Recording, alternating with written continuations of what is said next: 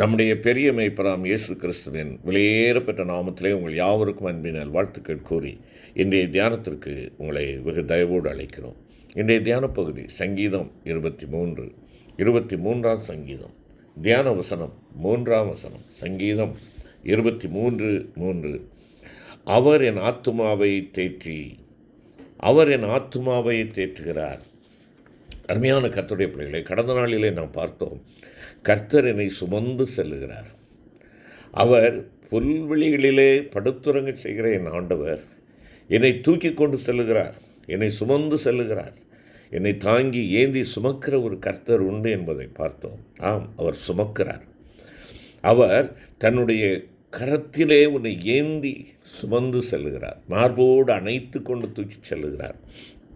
அவருடைய இதயத்திலே உன்னை தூக்கி கொண்டு செல்லுகிறார். அவருடைய இதயத்திலே நீ நானும் இருக்கிறோம். அதைத்தான் உன்னதமானவரின் மறைவில் இருக்கிறவன் சர்வ வல்லவருடைய நிழலில் தங்குவான் என்பதாக ஆண்டவர் சொல்லுகிறார். உன்னதமானவருடைய மறைவு என்று சொல்கின்ற பொழுது ஆண்டவருடைய இருதயத்தை குறிக்கிறது. ஆண்டவருடைய இருதயத்தை குறிக்கிறது. எல்ஷடாய், தாயுள்ளம் கொண்ட என் ஆண்டவர். ஆகையினாலே நான் பலவீனப்பட்டவனாக இருந்தாலும் அவர் என்னை தூக்குகிறார், என்னை தூக்கி சுமக்கிறவராக இருக்கிறார். பிரியமான கர்த்தருடைய பிள்ளையே, அவருடைய நினைவில் வைத்திருக்கிறார். அவர் என்னை மறக்கவில்லை. இஸ்ரவேலே, யாக்கோபே, என்னை மறந்துவிட்டார் ஆண்டவர் என்று நீ எண்ணுகிறாயோ? அருமையான ஆட்டுக்குட்டியே, உன் தேவன் ஒரு பொழுதும் மறக்கிறவர் அல்ல. உன்னை தன்னுடைய கவனத்திலே வைத்திருக்கிறவர், உன்னை தன்னுடைய நினைவிலே வைத்திருக்கிறவர், உன்னை தன்னுடைய இருதயத்திலே வைத்திருக்கிறவர். நீ விழுந்தாலும், நீ ஆண்டவரை விட்டு தூரம் போனாலும் அவர் உன்னை சிட்சித்து உன்னை தூக்கி சுமக்கிறவராக இருக்கிறார்.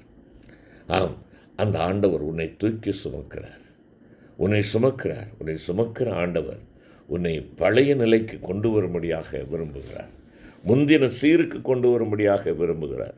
சங்கீதம் 23:3 அவர் என் ஆத்துமாவை தேற்றி என்ற அந்த வாக்கியத்தை நாம் பார்க்கின்ற பொழுது அதனுடைய ஆங்கில மொழிபெயர்ப்பிலே அந்த பொருளாக்கத்தை நாம் பார்ப்போம் என்றால், அவர் என் ஆத்துமாவை அதன் முந்தின சீருக்கு திரும்ப கொண்டு வருகிறார். ரெஸ்டோரத் என்று கூறப்பட்டுள்ளது. ஆம், நான் எந்த நிலையில் இருந்தேனோ முன்பாக அந்த நிலைக்கு என்னை கொண்டு வருகிறார். நான் விழுந்து போனவனாக இருந்தேன், ஆனால் என் ஆண்டவர் விழுந்த நிலையிலிருந்து என்னை தூக்கி எடுத்து என்னை அவருக்கு சொந்தமாக்கினார். ஆடுகள் எளிதில் வழி தவற போகக்கூடியவைகள். எனவே தான் ஏசாயா 53:6 நாம் எல்லாரும் ஆடுகளைப் போல வழிதப்பி தெரிந்து அவனவர் தன் வழியிலே போனோம் என நாம் வாசிக்கிறோம். வழிதவறி போன ஆடுகளால் தாங்களாகவே மெய்ப்பரண்டை திரும்பி வர இயலாது. மெய்ப்பன்தான் அவற்றை தேடி சென்று அவற்றை திரும்ப கொண்டு வர வேண்டும். ஆம், பிரியமான கர்த்தருடைய பிள்ளையே, நீங்களும் நானும் வழிதப்பின ஆடுகளாக இருந்த வேளையிலே தேவன் நம்மை தேடி வந்தார். ஆம், எதற்காக? முந்தின சீருக்கு உன்னையும் என்னையும் கொண்டு வர வேண்டும் என்பதற்காக. முந்தின சீர், ஆதாம் பாவம் செய்தபோது அவன் 7 காரியங்களை இழந்து போனான். முதல் ஆதாமாகிய ஆண்டவருடைய படைப்பாகிய ஆதாம் 7 காரியங்களிலே அவன் இழந்து போனான். அந்த இழந்து போனதை திரும்ப கொடுக்கும்படியாகத்தான் ஆண்டவர் வந்தார். இழந்து போன அந்த எல்லா நன்மைகளையும் பெற்றுக்கொள்ளும்படியாக அவர் வந்தார். ஆம், முதலாவதாக தேவனிடத்திலிருந்து வருகிற நித்திய ஜீவனை அவன் இழந்து போனான். விலக்கப்பட்ட விருட்சத்தின் கனியை நீ புசிக்கும் நாளில் சாகவே சாவா என்று தேவன் அவனிடத்தில் சொல்லியிருந்தார். மரணம் என்பது பிரிவை குறிக்கின்ற ஒரு சொல். பொதுவாக சரீரத்தை விட்டு ஆத்துமா பிரிந்து போவதே மரணம். ஆனால் இந்த வேத பகுதியில் உள்ள சாகவே சாவா என்பது அவனுடைய ஆத்துமா தேவனை விட்டு பிரிந்துவிடும் என்று பொருள்படுகிறது. விலக்கப்பட்ட விருட்சத்தின் கனியை புசித்த போது அவனுடைய ஆத்துமா தேவனை விட்டு பிரிந்தது. அவனுடைய ஆத்துமாவில் மரணம் உண்டாயிற்று. அவன் பிற்பாடு எழுத்தின்படியும் மரணமடைந்தான் என்று சொல்லி நாம் பார்க்கின்றோம். ஆம், ஆதாம் 930 வருடங்கள் வரை மட்டுமே உயிரோடு இருந்தான். ஒருவேளை அந்த வருடங்களை நாம் எண்ணி பார்ப்போம் என்றால், பரிசுத்த வேதாகமத்தினுடைய கணிப்பின்படி ஒரு நாளுக்கும் குறைவான காலங்கள் தான் அவன் வாழ்ந்தான். அப்போஸ்தலன் தன்னுடைய 2வது நிருபத்திலே 3ஆம் அதிகாரம் 8வது வசனத்திலே குறிப்பிடுவதை பார்க்கின்ற பொழுது, தேவனுடைய பார்வையில் 1000 வருடங்கள் ஒரு நாளுக்கு சமமாக இருக்கிறது அல்லவா? இரண்டாவதாக அவன் இழந்த காரியம் என்ன? மனிதன் அழியாமையையும் இழந்து போனான். நித்தியமாய் இருக்க வேண்டும் என்பதற்காக படைக்கப்பட்ட மனுக்குலம். ஆனால் அந்த அழியாமை நித்தியத்தை, வாழ வேண்டிய காரியங்களை அவன் இழந்து போனான். தேவன் மனிதனுக்காக என்ன திட்டம் வகுத்திருந்தார் என்பதை நாம் துல்லியமாக அறியாவிட்டாலும் மனிதனுக்கு தேவன் மரணத்தை திட்டமிடவில்லை என்பதை அறிந்து கொள்ள வேண்டும். மனிதனுடைய கீழ்ப்படியாமையும் ஆண்டவருக்கு பிரியமில்லாத அந்த செயல்பாடுகளையும் அவர்கள் செய்தபடியினாலே தாங்களாகவே அழியாமையை அவர்கள் அழித்து விட்டார்கள். அழியாமையை அவன் இழந்து போனான். மூன்றாவதாக, மனிதன் தனக்கிருந்த ஆளுமையையும் இழந்து போனான். ஆளுமையை இழந்து போனான். எல்லாவற்றையும் ஆண்டு கொள்ளும் அரசாட்சி அவனுக்கு கொடுத்தார். மச்சங்கள், ஆகாயத்து பறவைகள், பூமியில் உள்ள மிருகங்கள் யாவற்றின் மேலும் அவனுக்கு ஆளுகை இருந்தது. ஆண்டு கொள்ள வேண்டியவன் அவன் அடிமையாக மாறினான். ஆம், அருமையான கர்த்தருடைய பிள்ளைகளை, எல்லாவற்றின் மேலும் ஆளுகை செய்கின்ற ஒரு அதிகாரத்தை ஆண்டவர் மனுக்குலத்திற்கு கொடுத்தார். அவன் விழுந்து போனான்.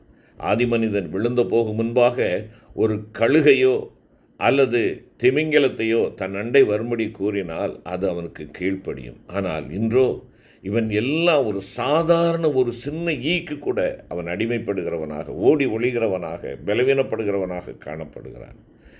நான்காவதாக நாம் பார்ப்போம் என்றால், அவன் தேவனோடுள்ள உன்னதமான ஐக்கியத்தை, அந்நியோன்யத்தை இழந்து போனான். இந்த உலகிலே மிக மிக மிக தேவையானது தேவனோடுள்ள ஒரு ஐக்கியம். தினந்தோறும் அவர் வந்தார், அவனோடு பேசினார், அவர்களோடு உறவாடினார், அவர்களோடு உலாவினார். அருமையான கர்த்தருடைய பிள்ளைகளே, என்றைக்கு ஆண்டவருடைய வார்த்தையை தூரமாக்கினானோ, ஆண்டவருடைய வார்த்தைக்கு கீழ்ப்படியவில்லையோ, அன்று அந்த மேலான ஐக்கியம் சிதறடிக்கப்படுகிறது. ஆண்டவருடைய வருகைக்காக காத்திருந்த ஆதாம், அவர் வருவார், அவரோடு பேச வேண்டும் என்று சொல்லுகின்ற ஆவலோடு காத்திருந்த, அவரோடு உலாவிக் கொண்டிருந்த ஆதாம், இன்று ஆண்டவருடைய வார்த்தையை அவன் புறம்பாக்கினபடினாலே வேதனையை தாங்கிக் கொண்டிருக்கிறான். தேவனோடு உள்ள ஐக்கியத்தை அவன் இழந்து போனவனாக, தேவன் வருகிற சத்தத்தை கேட்டு தன்னை ஒழித்து கொள்ளுகிறவனாக இருக்கிறான். ஐக்கியம் முறிக்கப்படுகிறது. அதிக கனிகளை கொடுக்க வேண்டும் என்றால் அவரோடு இணைக்கப்பட்டவர்களாக இருக்க வேண்டும், அவரோடு ஒட்டப்பட்ட அனுபவத்திற்குள்ளாக இருக்க வேண்டும். ஆனால் அவன் தானாகவே வலிய வந்து அதை முறித்து போடுகிறான், ஐக்கியத்தை முறித்து போடுகிறான். ஐந்தாவதாக நாம் பார்ப்போம் என்றால், தேவ மகிமையை அவன் இழந்து போனான். தேவ மகிமையை இழந்து போனான். அருமையானவர்களே, தேவன் நம்மை சிருஷ்டிப்பின் மகுடமாக நம்மை உண்டாக்கினார். அவர் சிருஷ்டித்த ஒவ்வொரு சிருஷ்டியையும் பார்த்து நல்லது நல்லது நல்லது என்று கண்டார். எல்லா காரியங்களையும் சிருஷ்ட பின்பாக மனிதனை அவர் உண்டாக்கினார், மகுடமாக உண்டாக்கினார். ஆனால் அந்த மனிதனை குறித்து பின் நாட்களில் ஆண்டவர் வேதனைப்பட்டார். மனிதனை உண்டாக்கினதற்காக வேதனைப்பட்டார் என்று சொல்ல வார்த்தை இருக்கிறது. ஏன்? அவன் மகிமையை இழந்தவனாக இருந்தான். நீயும் நானும் தேவ மகிமையை சுதந்திரித்து கொள்ள வேண்டும் என்பதற்காக ஆண்டவர் விரும்புகிறார். அந்த தேவ மகிமையை அவன் இழந்து போனான். தேவனுடைய பிரசன்னம், தேவனுடைய செக்கேனா ஒளி எல்லாம் அவர்களுக்கு இருந்தது. இன்று அவைகளை இழந்தவர்களாக அவர்கள் காணப்படுகிறார்கள். தேவனுடைய மகிமை அவர்களை விட்டு கடந்து சென்றது. துரத்தப்படுகிறார்கள். தேவனுடைய ஐக்கியத்தை விட்டு அவர்கள் துரத்தப்படுகிறார்கள். தோட்டத்தை விட்டு துரத்தினார், திரும்ப வந்து விடாதபடி அங்கே என்ன செய்கிறார்? அவர் பாதுகாவலை உண்டாக்குகிறார் என்று சொல்லி நாம் பார்க்கிறோம். ஆம் தேவ பிள்ளையே, மனுஷன் மகிமையினாலும் கனத்தினாலும் முடிசூட்டப்பட்டிருந்தான் என்று பரிசுத்த வேதாகமம் கூறுகிறது. ஆனால் அவனை பாவம் பிரவேசித்த போது மகிமை அவனை விட்டு அகன்று போய்விட்டது. ஆதாமின் சந்ததியாகி எல்லாரும் பாவம் செய்து தேவ மகிமையற்றவர்களானார்கள் என்பதாக பவுலடிகளார் ரோமர் 3:23 கூறுகிறார். ஆறாவதாக நாம் பார்ப்போம் என்றால், மேலும் மனிதன் தேவ சாயலையும் இழந்து போனான். தேவ சாயலையும் இழந்து போனான். தேவ சாயல் என்பது என்ன? சாயல் என்பது சுபாவத்தை குறிக்கிறது, நம்முடைய குணாதிசயங்களை குறிக்கிறது, நம்முடைய பண்புகளை குறிக்கிறது. தேவ சாயலில் அவன் உண்டாக்கப்பட்டான் என்பது தேவனுடைய பூரண சுபாவத்தில் அவன் சிருஷ்டிக்கப்பட்டான் என்று பொருள்படாது. புதிதாக பிறந்த ஒரு குழந்தை பூரண புருஷனாக வளர வேண்டியிருப்பதைப் போல ஆதாமும் சுபாவத்தில் பூரணத்தை நோக்கி வளர வேண்டியவனாயிருந்தான். ஆனால் அவன் விழுந்த போதோ, தான் சிருஷ்டிக்கப்பட்ட போது தன்னில் இருந்ததான தெய்வீக சுபாவத்தை, தெய்வீக சிந்தையை, தெய்வீக குணாதிசயங்களை அவன் இழந்து போனான். இன்று கிறிஸ்துவின் சிந்தையோடு இருக்கிறோமா, அது கிறிஸ்துவின் குணாதிசயங்களை தரித்தவர்களாக நாம் இருக்கிறோமா யோசித்து பார்ப்போம். நிறைவாக அவன் தன்னுடைய சுதந்திரத்தையும் இழந்து போனான். அவன் தோட்டத்திலிருந்து துரத்தி விடப்பட்டான். தோட்டத்தை அவனுக்காக சுவாக்கின ஆண்டவர், இதை பயன்படுத்தி நீ பலுகி பெருகு என்று சொன்ன ஆண்டவர் அத்தனை மேன்மைகளையும் அவன் இழந்தான்.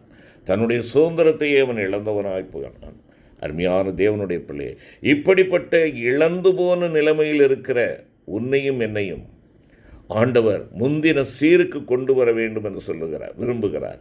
முதலாம் ஆதாம் எல்லாவற்றையும் இழந்து போனான், சீர்கெட்டவனாக மாறிவிட்டான். சீர்கெட்ட தேவனுடைய பிள்ளையே, நீ நானும் சீர்படும்படியாக இரண்டாம் ஆதாமாகிய ஆண்டவராய் இயேசு கிறிஸ்து வந்தார். ஆத்துமாவை தேற்றும் ஆண்டவரிடம் ஓடி வந்து, அப்பா முந்தின சீரை எனக்கு தாரும் சொல்லி கேட்போமா? என் ஆத்துமாவை முந்தின சீருக்கு திரும்ப கொண்டு வாரும் என்று சொல்லி ஒப்புக் கொடுப்போம். அன்பின் ஆண்டவரே, முந்தின சீரை இழந்த ஒரு ஆதாமின் பிள்ளைகளாக நாங்கள் இருக்கிறோம். முதல் ஆதாமின் பிள்ளைகளாக எல்லாவற்றையும் இழந்து நாங்கள் ஆண்டவரே அக்கிரமத்தை சுமந்தவர்களாக காணப்படுகிறோம். தயவாய் எங்களுக்கு இறங்கும். எங்களுக்கு முந்தின சீருக்கு நேராக எங்களை வழிநடத்தும். மீட்பர் இயேசு கிறிஸ்து மூலம் வேண்டிக் கொள்கிறோம் நல்ல பிதாவே. ஆமென்.